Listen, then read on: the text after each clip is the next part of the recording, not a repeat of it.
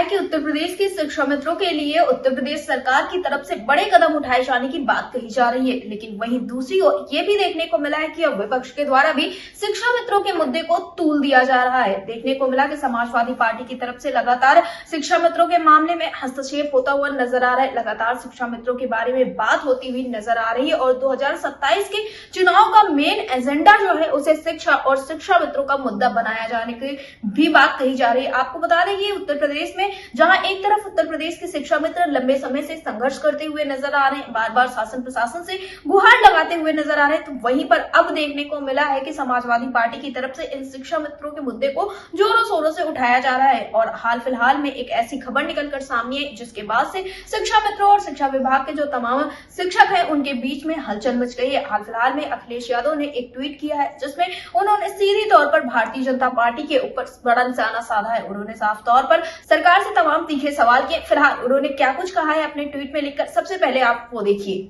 अखिलेश यादव की तरफ से एक ट्वीट किया गया जिसमें उनके द्वारा लिखा गया है कि मुख्यमंत्री जी मंच पर अपने झूठ का प्रपंच न फैलाएं और शिक्षा में सुधार का असत्य राग न आलापे। किसी ने याद दिला दिया कि आपके शासनकाल में शिक्षक से लेकर शिक्षा मित्र तक आंदोलित रहे और आप ही हैं जो स्कूल बंद कर रहे थे, तो आप बंगले झांकने लगेंगे। शुक्र मानिए उस पीडीए पाठशाला आंदोलन का जिसके दबाव में आप पीछे हटने को बाध्य हुए और शिक्षा पटरी पर आई है। शिक्षा भाजपा के एजेंडे में है ही नहीं, क्योंकि शिक्षक सवाल करता है और रूढ़वादियों को उखाड़ फेंकता है। फिलहाल जब ये अखिलेश यादव की तरफ से ट्वीट किया गया उसके बाद से ही तमाम सवाल भी खड़े होने लगे और ये कहा जा रहा है कि अब समाजवादी पार्टी जो है 2027 के चुनाव में सीधे तौर पर शिक्षा के मामले को लेकर धरातल पर उतरने वाली है। वहीं पर उन्होंने पहले की भी बातें की हैं और इस सारी चीजों के बीच में ये देखने को मिला है कि लगातार शिक्षकों की तरफ से भी आवाज उठाई जा रही है। इसके पहले देखने को मिला था कि एक विद्यालय में लगभग 125 बच्चों को अकेले एक शिक्षा मित्र पढ़ा रहा था और ऐसी भी खबरें निकलकर सामने आई थी जिसमें ये देखने को मिला कि कई सारे विद्यालय ऐसे भी हैं जहां पर सिर्फ अकेला शिक्षा मित्र पूरे विद्यालय को चलाता हुआ नजर आ रहा है। इन सारी चीजों के बीच में देखने को मिल रहा है जहां सत्ता पक्ष की तरफ से लगातार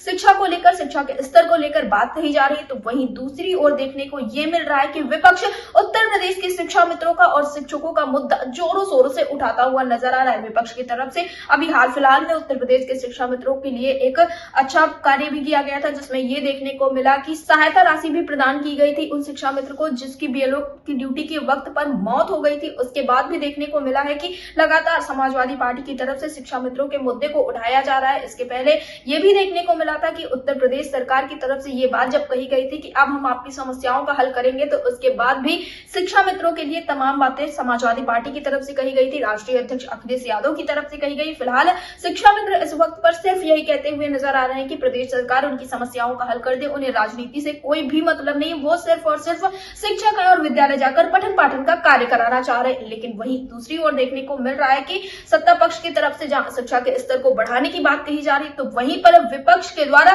सीधी तौर पर निशाना साधने की बात कही जा रही है और 2027 के चुनाव में इन सारे मुद्दों को धरातल पर लाने की भी बात कही गई है। अब देखना ये होगा कि आखिरकार क्या कुछ कदम उठाए जाते हैं सरकार की तरफ से, क्योंकि समाजवादी पार्टी की तरफ से साफ तौर पे ये बातें जब लिख दी गई है तो इसके बाद क्या सत्ता पक्ष जल्द से जल्द उत्तर प्रदेश के शिक्षा मित्रों की समस्याओं का हल करेगी, ये देखना सबसे ज्यादा दिलचस्प होने वाला है। क्योंकि अभी बजट भी पेश होने वाला है और बजट पेश होने को लेकर लगातार मुख्यमंत्री योगी आदित्यनाथ की मुलाकात वित्त मंत्री से होती हुई नजर आ रही है। तो क्या इस बार उत्तर प्रदेश सरकार के द्वारा जब बजट पेश होगा तो इन शिक्षा मित्रों के मुद्दे को लेकर या इन शिक्षा मित्रों के मानदेय को लेकर कुछ खास किया जाएगा, ये देखना काफी ज्यादा दिलचस्प होगा। तब तक के लिए देखते रहे अटल टीवी।